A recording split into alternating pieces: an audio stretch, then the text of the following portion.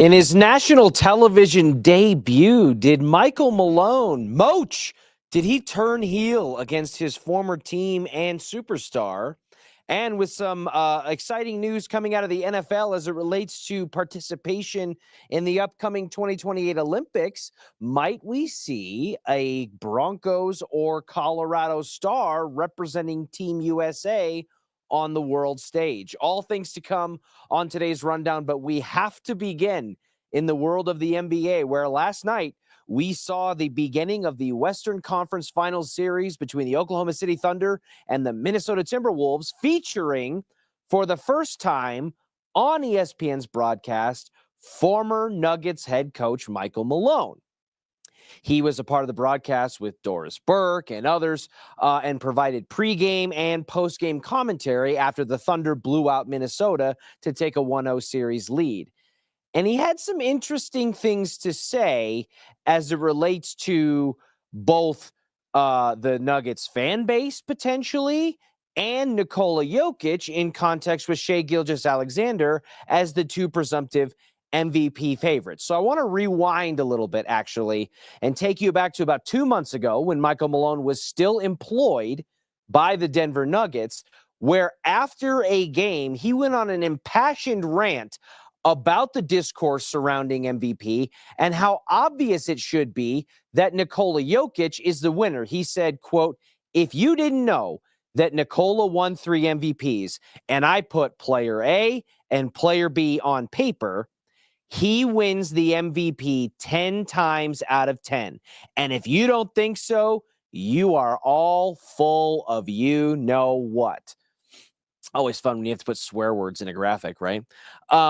So taken out of that quote, because it was just simply too long of a rant to fit onto a single screen, he talked about Nikola Jokic, the player A, in his example, averaging a triple-double, being top 3 in the major statistical categories, points, rebounds, assists, and steals, doing things that no one has ever done, not just as a center, but in NBA history before. It is so blatantly obvious, essentially challenging the intelligence of fans, media members, voters, and observers who can't clearly see how his guy at the time, Nikola Jokic, was the MVP. He went to bat for Nikola the way he had so many times during his head coaching tenure, as a good head coach should. Well, then we get to last night, after the game, where they throw to the now unemployed Michael Malone, who's doing a stint with ESPN TV as a part of this broadcast, making his television debut. And in wrapping up his thoughts on the Thunder's win, he said this: "Shai Gilgeous-Alexander showed why he's the MVP. He took over this game in the second half and put this team on his back when they needed him to do so." Quite a switch up, don't you think? And there's a lot of discourse on social media and online about whether or not that was coach throwing shots at his former team. It obviously wasn't an amicable breakup. That's what happens when you have the latest in-season firing in NBA history, or tied for it, as we saw with David Adelman taking over with just 3 games to go in the regular season. So clearly it's not a situation where there's any love lost. But I found it kind of interesting, and I want to get your thoughts to chime in on the comments here.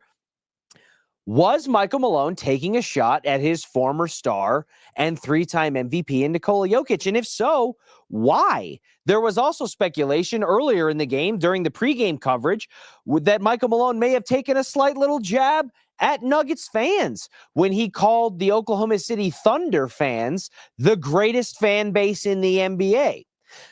Was it just you're getting into broadcaster mode, you're nervous, you're making your TV debut, and you're trying to sound like a TV guy more than a head coach? Maybe. I'm not buying it.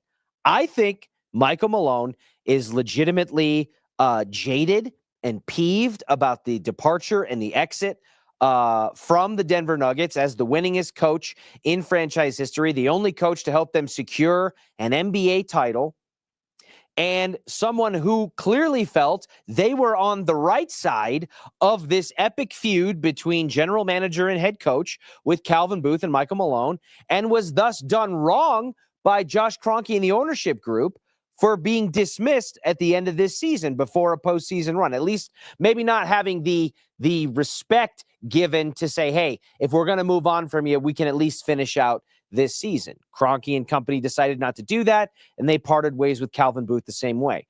That is what I think is the ethos of this. And for those who are trying to take the side to say, he was just being a broadcaster, Nuggets fans are all up in their feelings and they're this and they're that.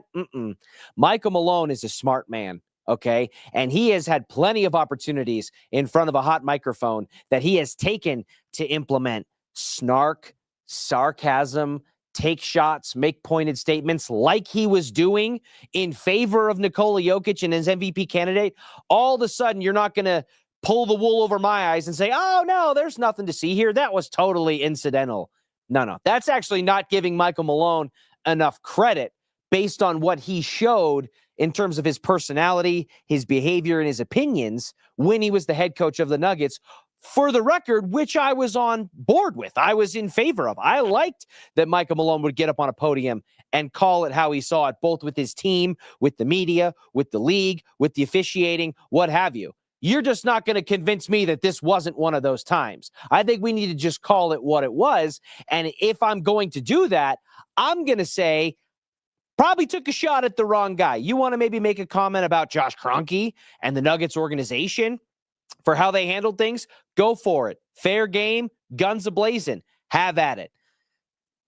Making a potential pseudo shot at the fan base who you were drunkenly praising and applauding not just a couple of years ago on the steps of the Capitol after a championship parade, and your former MVP who you helped foster and grow into this NBA player that you developed such a good relationship with, who kind of changed the perception of what the face of the NBA could look like, and has just done so many historical, unbelievable, amazing things we may never see again.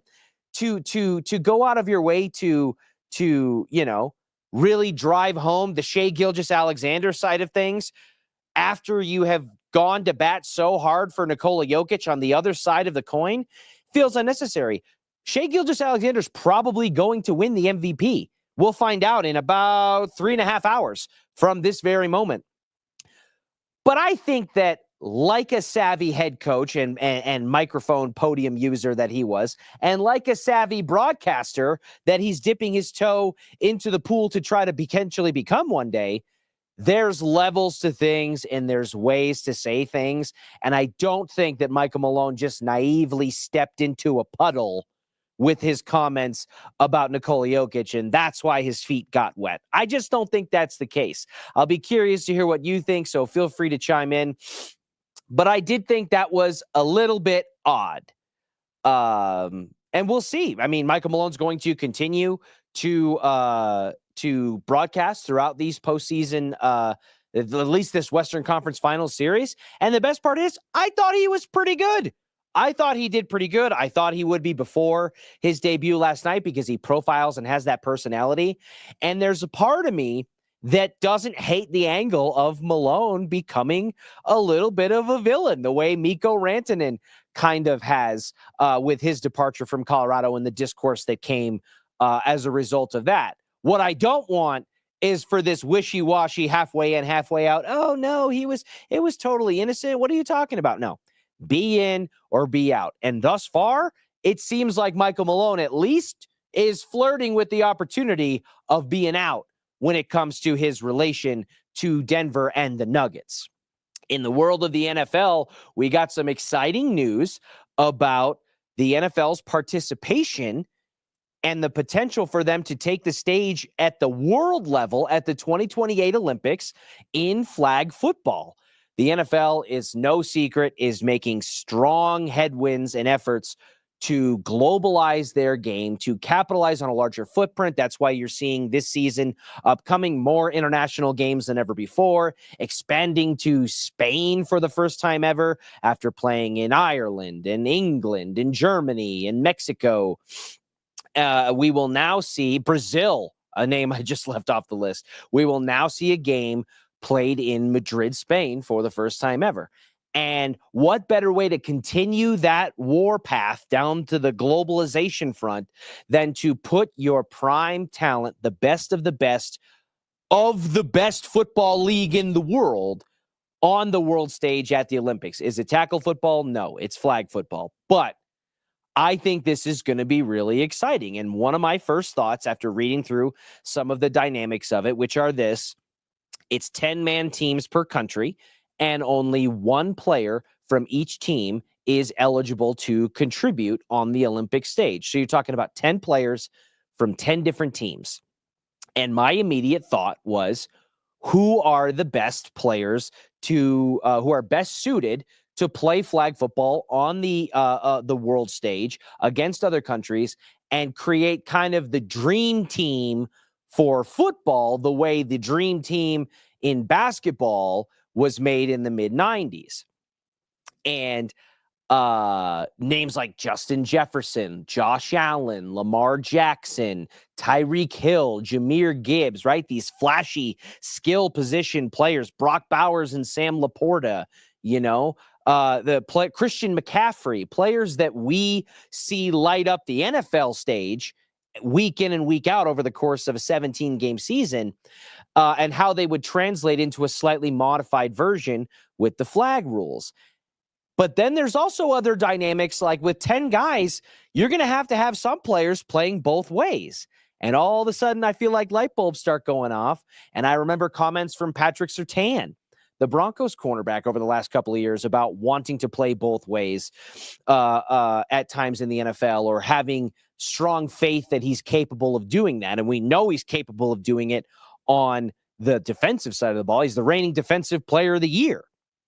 But those conversations about Patrick Surtain and those comments were made in response to the overwhelming success at the collegiate level of new Jacksonville Jaguars star Travis Hunter.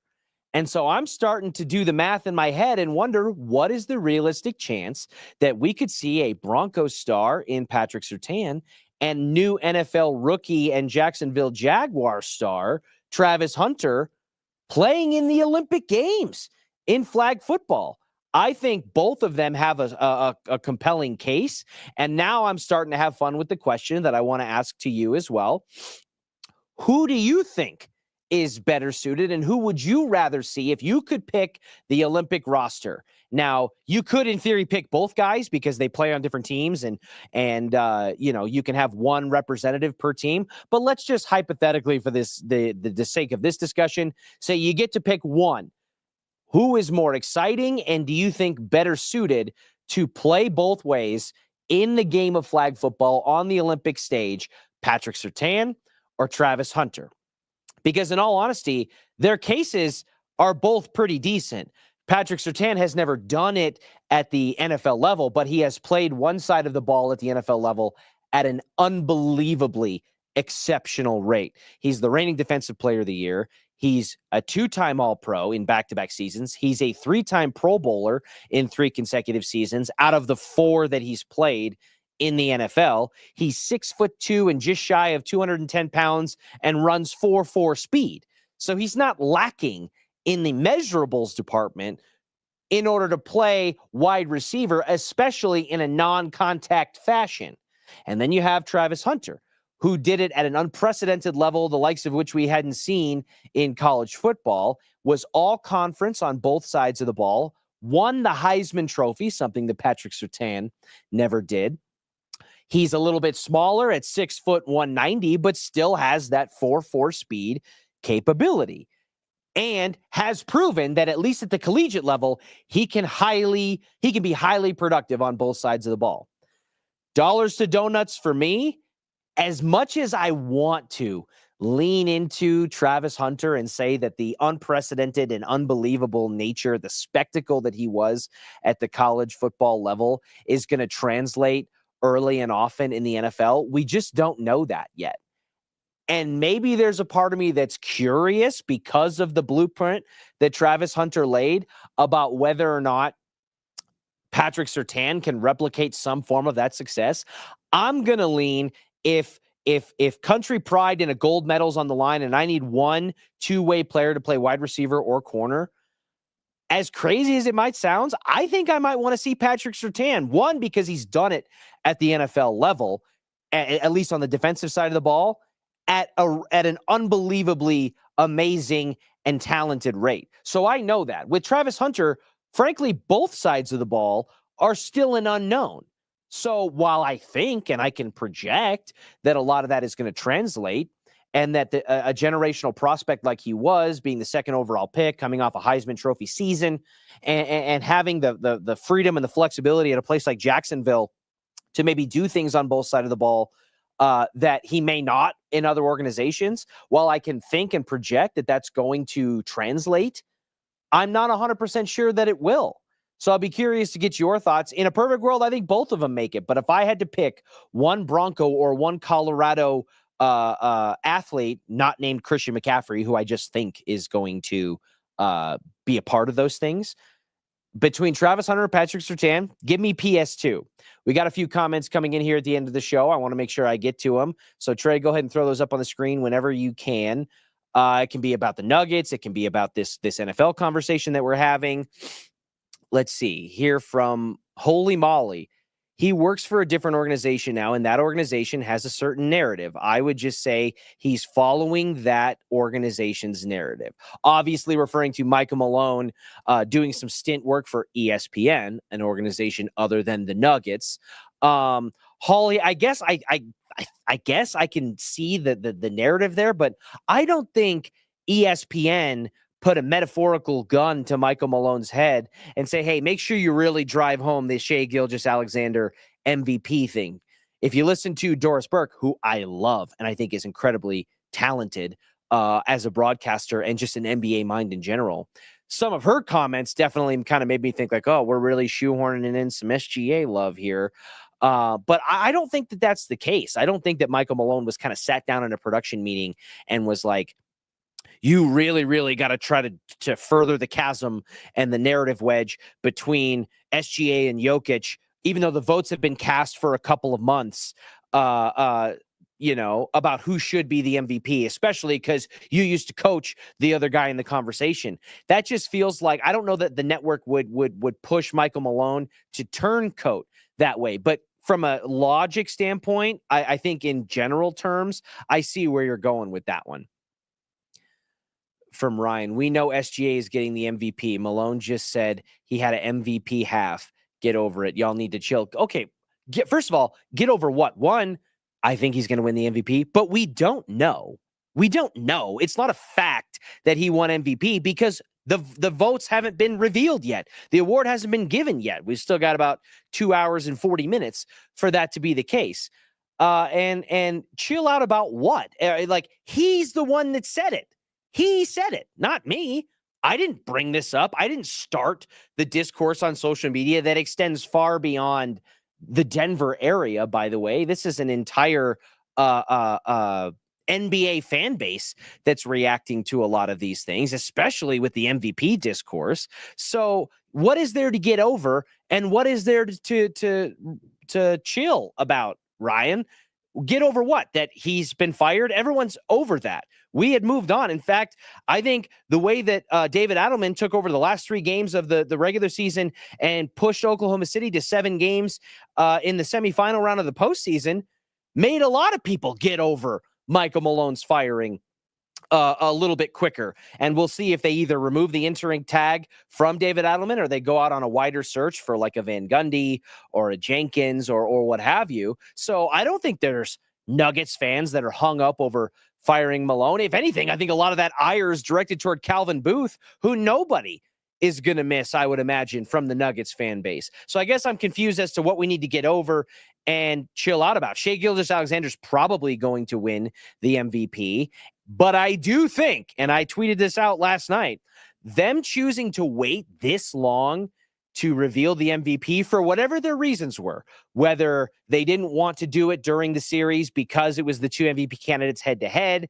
and maybe awarding Shai Gilgeous-Alexander an MVP during the series could potentially light a fire under Jokic and the Nuggets, and you kind of provide bulletin board material, or you tug at Superman's cape and it hurts their chances of winning a series that was a lot tighter and closer than I think a lot of people prognosticated, maybe, or they were waiting for the conference finals because they figured that once Denver is eliminated, it removes some of that distraction, and you've got this matchup with Anthony Edwards, who's been kind of ushered in as a potential face of the league. Whatever their reasons were, them waiting this long to give Shai Gilgeous-Alexander or reveal the winner of the MVP award, I think has actually done a disservice to SGA because it has allowed more time for people to watch the Thunder more closely and who seem to have taken exception with his style of play, the foul baiting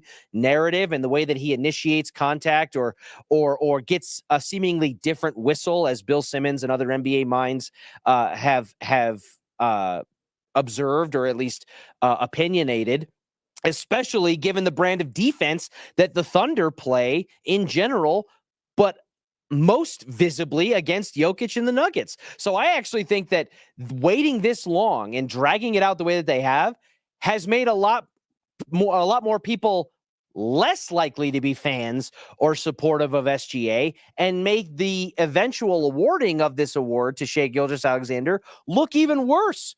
So we'll see how it all shakes out. But I do think it will go the way we all expect it to go. I just think that it maybe doesn't look as nice. And as far as the Michael Malone comments go, as we wrap up the show here, again, I'm fine with it. Take your shots. Maybe Michael Malone in some ways was done a little bit dirty. Maybe he's a little bit frustrated with his former superstar Nikola Jokic for not having his back and going to bat to keep a head coach at least through the remainder of the season and postseason in a league where NBA players and specifically superstars, let alone stars of Jokic's caliber, have more pull and sway within the organization than any other league in the United States of America. Maybe there's a little bit of frustration there, or it's evidence that things between Malone and Jokic weren't as tight and hunky-dory as we'd seen them be leading up to that title run in the year or so that followed. I don't know. But what I do know was that it wasn't just some accidental oopsie. That wasn't how I phrased it or how it meant to be. Grow up. Let's just be adults about it. You want to take a shot, take a shot. Just don't duck from the smoke when people start saying, hey, maybe that was a little bit, off kilter. So we'll see. And then, with Travis Hunter and Patrick Surtain, I just hope one of them makes it because I think this is going to be fun. And yes, it's flag football. It's not inherently going to be as exciting as NFL football.